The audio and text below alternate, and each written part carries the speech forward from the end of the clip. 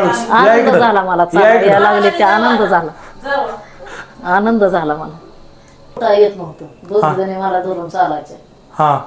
माझी सून धरून न्यायची मला पुण्याला, संडासला, आंघोळीला, मग मी चालायची.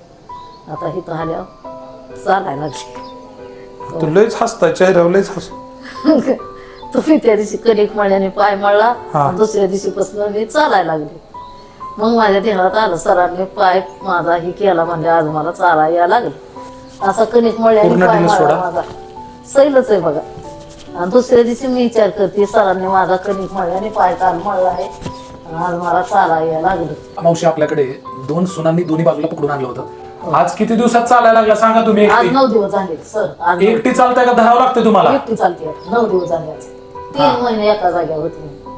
प्रॉपर व्यवस्थित पेशंटला सहन होईल अशा पद्धतीने पंचकर्म केलं जातं.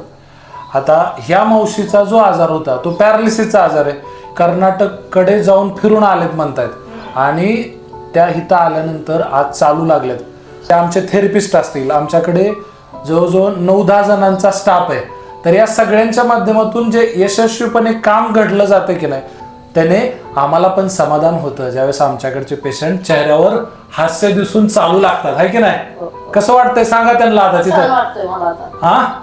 छान वाटतंय, आनंद झाला मला, चाला या लागलं ते. श्री कृष्ण गोविंद हरे मुरारी हे नाथ. एक बाजू पूर्ण कामातून गेली होती, एका ठिकाणी 3 महिने झोपून होत्या.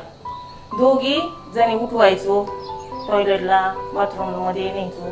तिथं आलो, 8-9वा दिवस आहे आज. तर आज न धरता, काठी न धरता पण चालू लागले.